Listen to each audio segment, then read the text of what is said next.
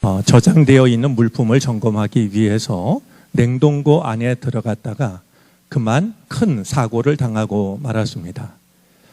대개는 문을 꼭 잘 열어두어야 되는데 어떤 일이었는지 모르지만 냉동고의 문이 닫히고 만 것입니다. 밖에서만 열 수 있는 문에 이 여자 직원은 꼼짝없이 갇히고 말았습니다. 큰 소리를 지르고 문을 두들기면서 나를 꺼내달라고 했지만 창고에는 아무도 없었는지 대답하는 이가, 도와주는 이가 없었습니다. 시간이 지나가면서 절망감은 점점 커집니다. 몸은 얼어오고 아무리 두들겨도 대답하는 사람이 없고 그가 지쳐 쓰러져서 이젠 꼼짝없이 죽었구나 생각하고 있을 때 저벅저벅 다가오는 소리가 들렸고 문이 열리는 것이었습니다. 보니까 경비원이었습니다. 이제 이 경비원이 문을 열고 이 여자 직원을 이제 꺼내줍니다. 여자 직원은 너무나 궁금해서 물었습니다.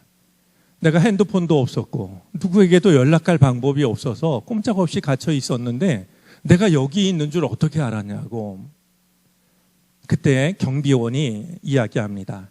내가 35년 동안 이 회사에서 일을 하고 있는데 아침과 저녁으로 나에게 당신처럼 따뜻한 인사를 건넨 사람은 아무도 없었습니다. 아침에 출근할 때도 아저씨 안녕하세요 밝게 인사를 하고 저녁에 퇴근할 때도 오늘 수고 많으셨습니다.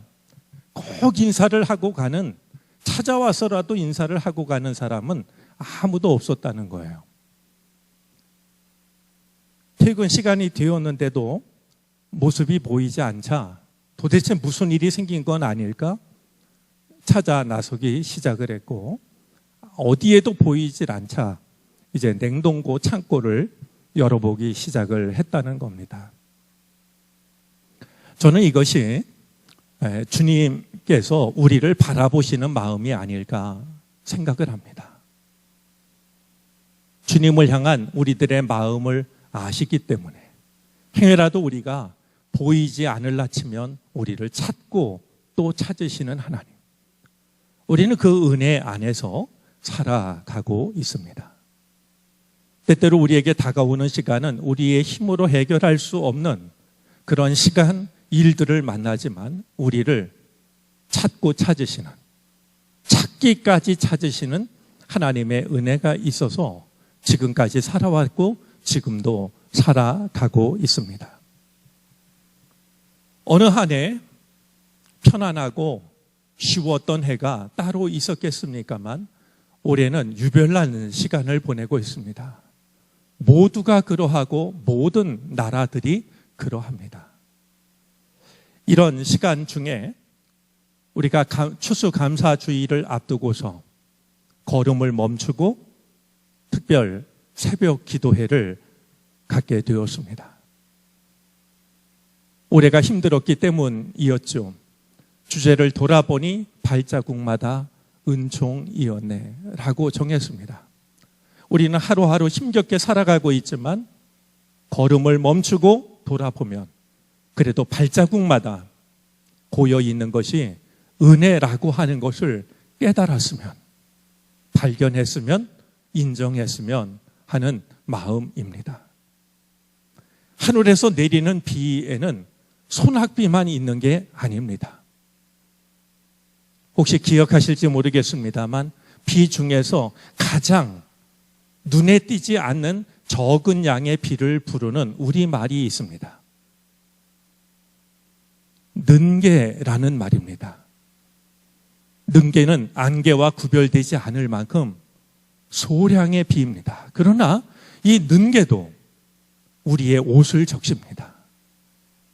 소낙비와 같은 은혜를 경험하지 못했다 할지라도 하나님의 은혜는 는개처럼 늘 우리의 영혼을 살리고 계셨고 우리의 걸음을 인도해 오셨습니다. 바쁘게 지낼 때는 깨닫지 못했던, 그리고 마음을 모으지 못했을 때는 알지 못했던 주님의 은혜를 걸음을 멈추고 지나온 시간을 되돌아보면서 힘들고 어려웠지만 그래도 걸음마다 주님의 은총이 나와 함께 하셨구나. 이 사실을 깨달을 수 있는 시간들이 되어질 수 있기를 바랍니다. 7일 동안 모이는 우리 감사절 특별 새벽기도의 시간은 특별히 출애굽기 말씀을 우리가 묵상하려고 합니다. 젖과 꿀이 흐르는 땅, 약속의 땅까지 이끄시는 하나님의 인도하심을 생각하면서 그 인도하심이 이스라엘 백성들에게만이 아니라 오늘 우리를 향하고 있었음을 깨닫는 시간이 되어질 수 있기를 바랍니다. 오늘은 그 처음 시간으로 건지시는 하나님에 대해서 말씀을 생각하겠습니다. 우리가 한 가지 기억해야 할 것이 있습니다. 애굽에서 종살이하던 당신의 백성들을 젖과 꿀이 흐르는 땅으로 이끄실 때 하나님께서는 이집트로 전세 비행기를 보내지 않으셨습니다. 관광 버스를 보내신 것도 아니었습니다. 만약에 그러셨다면 단번에 이스라엘 백성들은 애굽을 떠나 가나안 땅에 이를 수가 있었을 겁니다. 그런데 하나님의 방법은 광야길을 지나가는 것이었습니다. 오늘 우리에게 이 힘들고 괴로운 시간을 지나가게 하시는데도 우리를 향하신 하나님의 뜻이 계실 줄로 압니다. 아직 우리는 충분히 알지 못하지만 역시 어느 날 되돌아보면 이 시간 속에도 여전히 우리를 향하신 하나님의 뜻이 담겨져 있음을 깨닫게 되겠죠. 그런 믿음을 가지고 왜 이 어려운데 전세 비행기를 보내시지 않느냐고, 좋은 관광버스를 보내지 않으시느냐고 그렇게 원망하거나 힘들어하지 말고 이 시간을 지나가게 하시는 하나님의 뜻이 무엇일까? 기도하며 말씀을 묵상하며 깨닫고 그 하나님의 뜻을 마음을 다해 인정할 수 있는 우리 모두가 되어질 수 있기를 바랍니다. 마침 오늘 본문은 어제 말씀을 나누면서 잠깐 언급을 했던 본문이기도 합니다. 모세는 참 어려운 시절에 태어났습니다. 오늘 우리가 힘들고 어렵다고 하지만 우리보다 훨씬 어려운 시절에 그 어려움을 믿음으로 이겨낸 이들도 적지가 않습니다. 모세가 그러합니다. 바로의 명을 따라 점점 불어나는 이스라엘을 두려워한 바로가 산의 아이가 태어나면 모두 죽이라는 엄명을 내렸습니다. 그런 중에도 이제 바로의 명보다 하나님의 명을 더 두려워한 산파들이 있었고, 그런 중에 살아나는 지켜지는 생명들도 있었습니다. 모세는 그런 중에 태어납니다. 석 달 동안을 부모가 몰래 키웠지만 아이의 울음소리를 더 이상 감출 수는 없었을 겁니다. 부모가 바로의 군사에게 내 자식을, 아들을 맡기느니 차라리 하나님께 맡기겠다라는 믿음의 결정을 하고 작은 갈대 상자를 구해다가 아기를 담습니다. 아마 그것이 어미로서 아들에게 줄 수 있는 마지막 사랑이었을 겁니다. 물이 스미지 말라고 역청과 송진, 치를 꼼꼼히 합니다. 그리고 강물에 아기를 띄워 보냅니다. 어머니의 마음이 어떠했을까? 저는 세상 어머니 중에서 기도하지 않는 어머니는 한 사람도 없다라고 생각을 합니다. 하지만 어머니의 기도, 부모의 기도는 요게벳의 기도를 생각해야 됩니다. 그냥 하는 기도가 아닙니다. 마치 내 사랑하는 아들을 갈대 상자에 담아 물에 띄워 보낼 때 요게벳이 드렸던 그 기도 말이죠. 하나님은 그 기도를 들으십니다. 강물에 떠내려가는 동안 강물이 갈대 상자에 스며들지 않았습니다.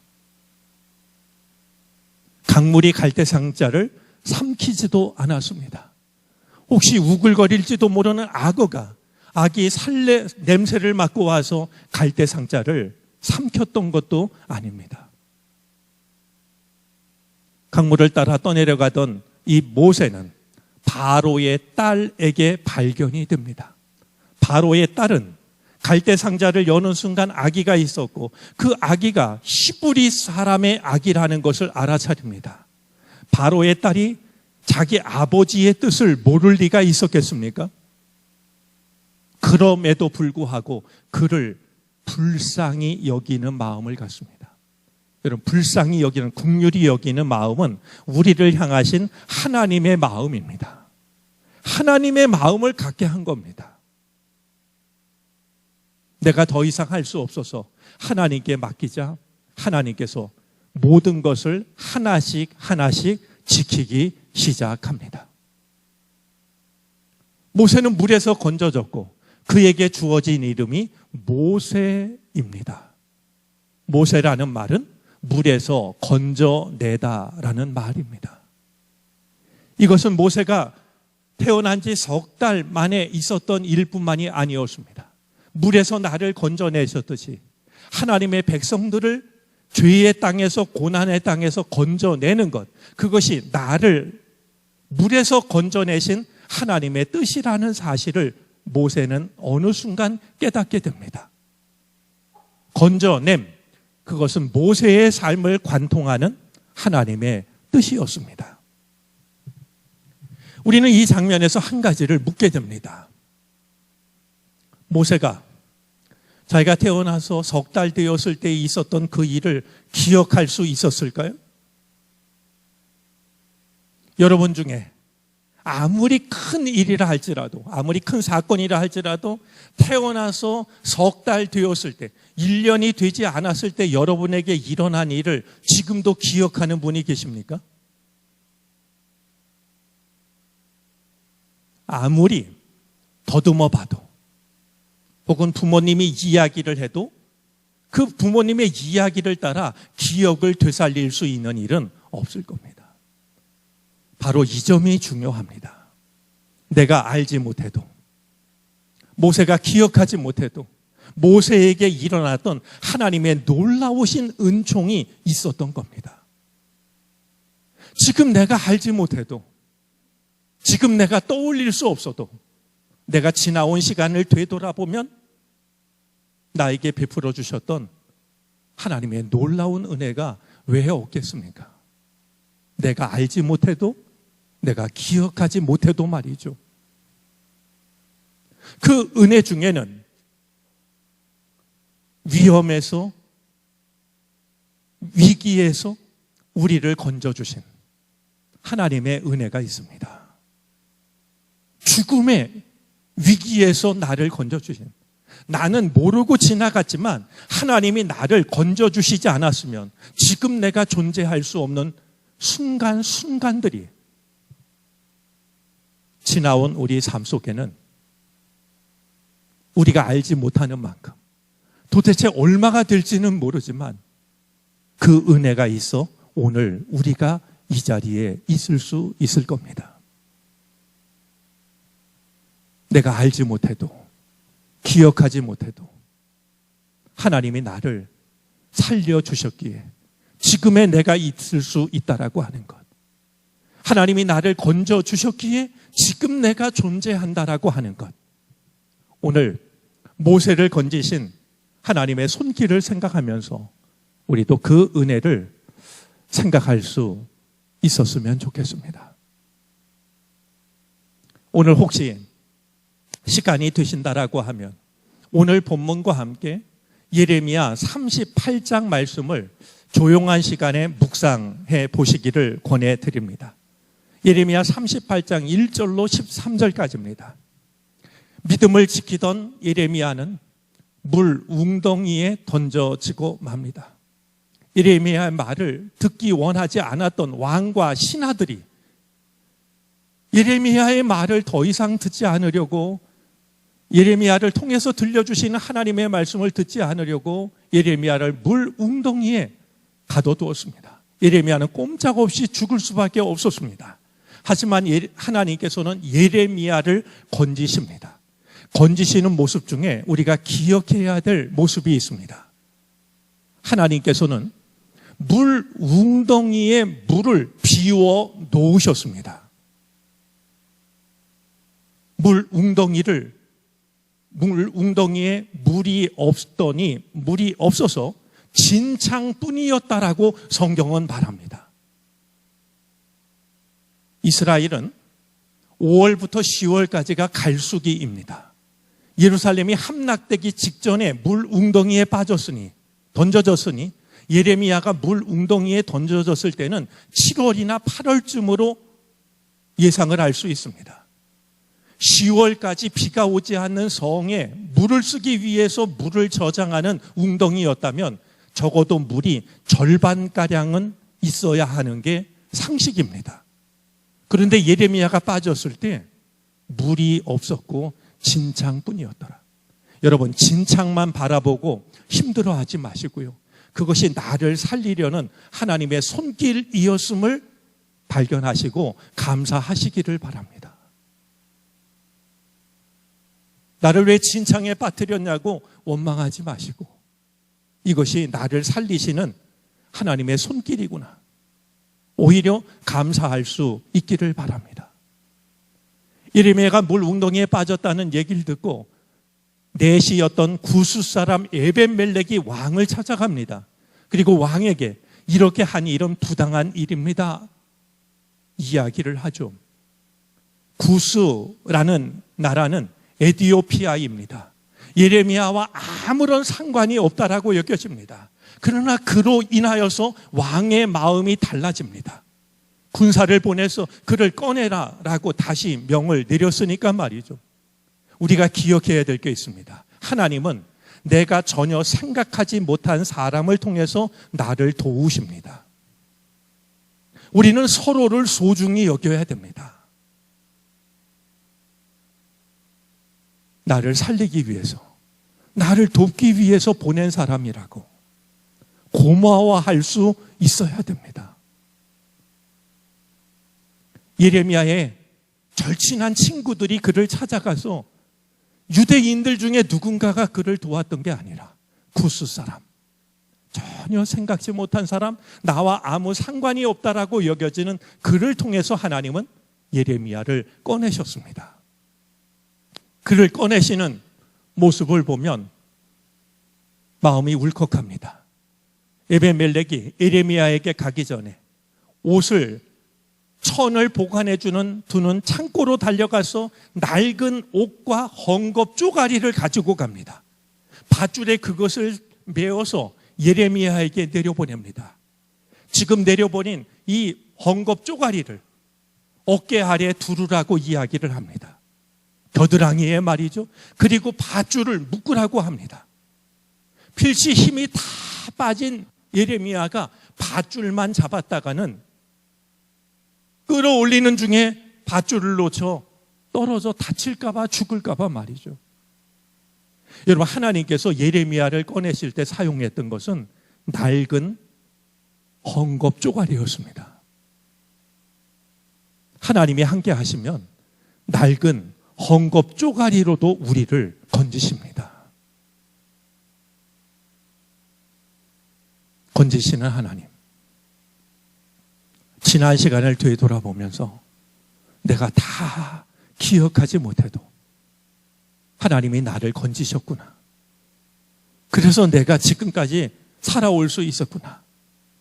돌아보니 발자국마다 은총이었다는 사실을 나를 건지시는 하나님을 통해서 마음에 새기는 이 시간이 될 수 있기를 바랍니다.